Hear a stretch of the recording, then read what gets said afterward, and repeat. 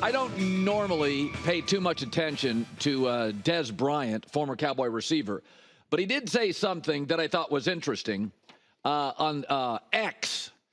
Get ready to take the blame, Dak, because I really don't see any help coming your way unless a miracle happens. Everybody in the NFC East made moves and got better during free agency except the Cowboys. Well, they did re-sign their long snapper, so there's that. We've said this for years. The Cowboys tend to be really, really insular. It's a small family business worth a lot. They believe their draft picks are the players of the future, almost always, and I think that's a problem. I'm not a big believer in spending big on free agency, but you got to spend something because the Eagles got better. Washington's getting significantly better. The Giants, who knows?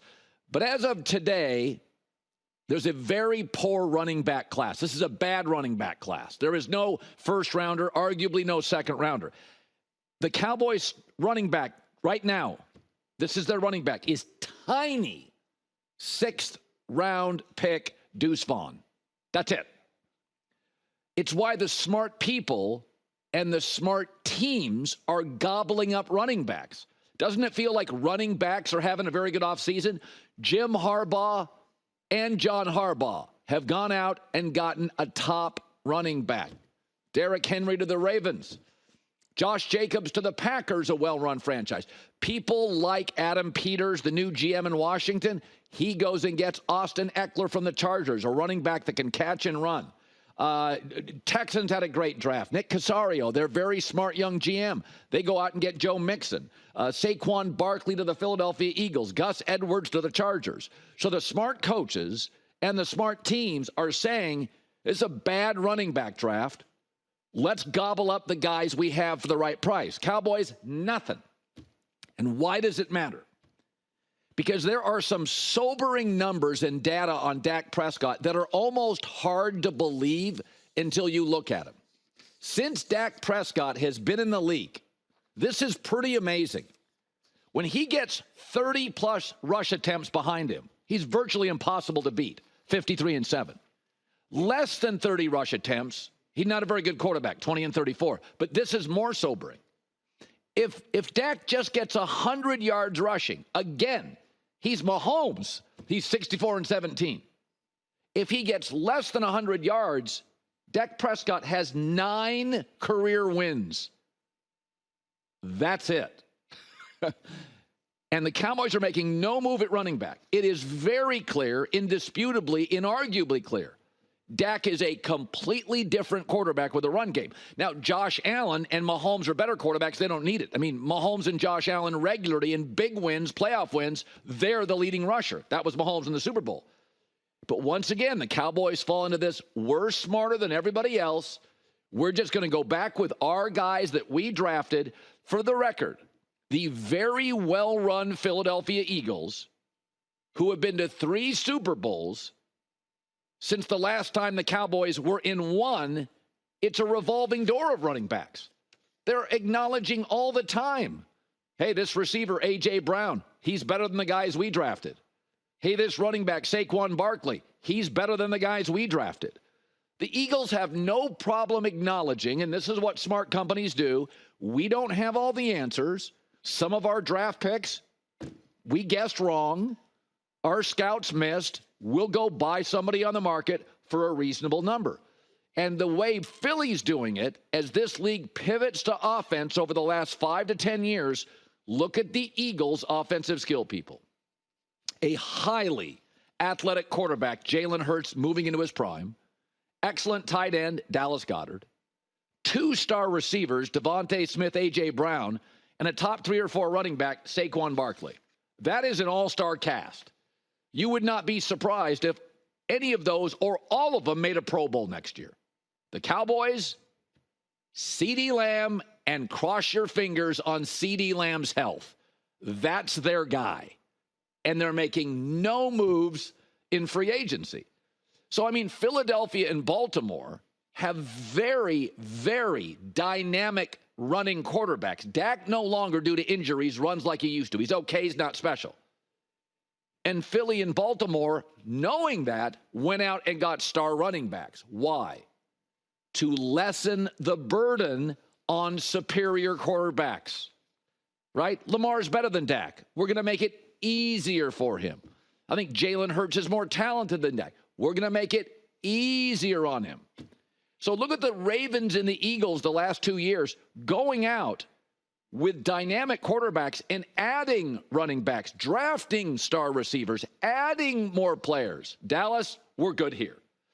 Now, I do think there's 1 or 2 running backs still on the market, but it is just crystal clear. The numbers are indisputable. If you give Dak not even great run support, good run support, good, he wins 3 out of 4 games. And when you don't, he's got 9 career wins. Jane Slater does report this morning. She hears Dallas is about to make a move. Again, they have re-signed their long snapper to this point. I don't think I'm being negative. I think I'm being honest. They don't have enough weapons. You can't have 1-star receiver and cross your fingers he stays healthy. Oh, so I saw this yesterday.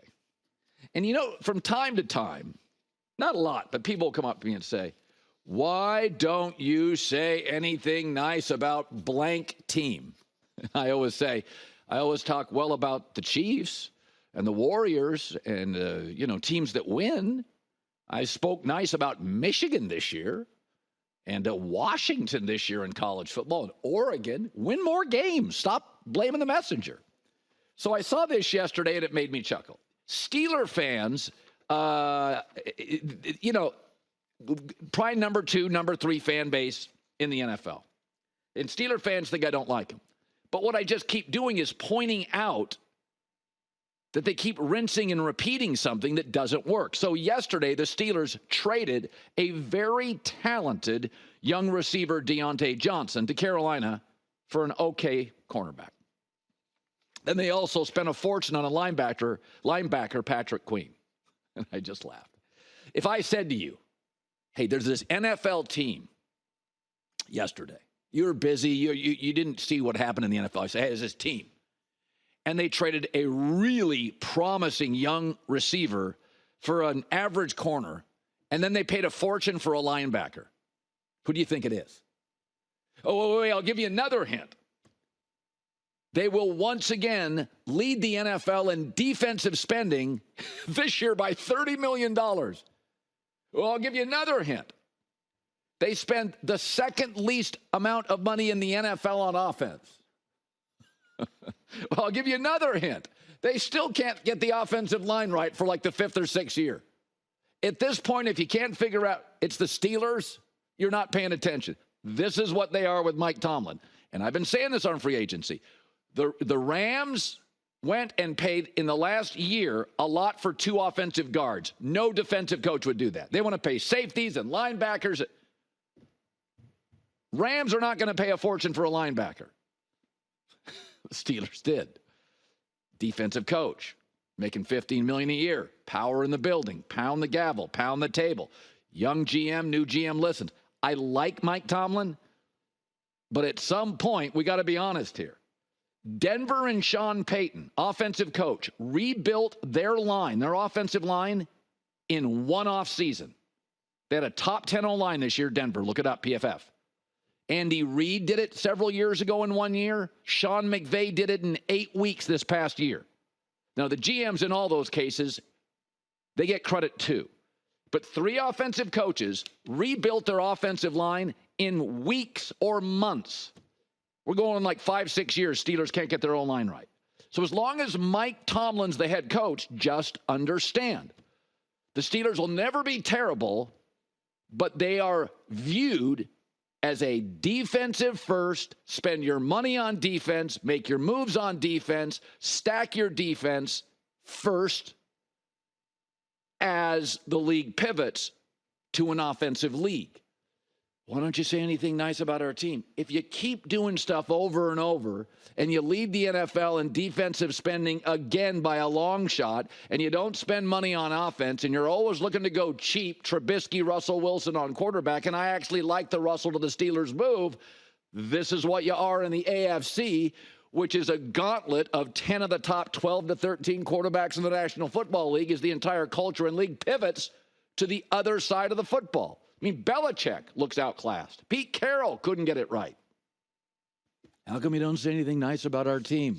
I'm just telling you what you're doing, what's transpiring, and what it looks like over and over again. Hi, everybody. It's me, Uncle Colin. Subscribe here to get the latest from the herd, including exclusive behind-the-scenes videos and more, wherever you may be, however you may be watching. Thanks again for making us part of your day.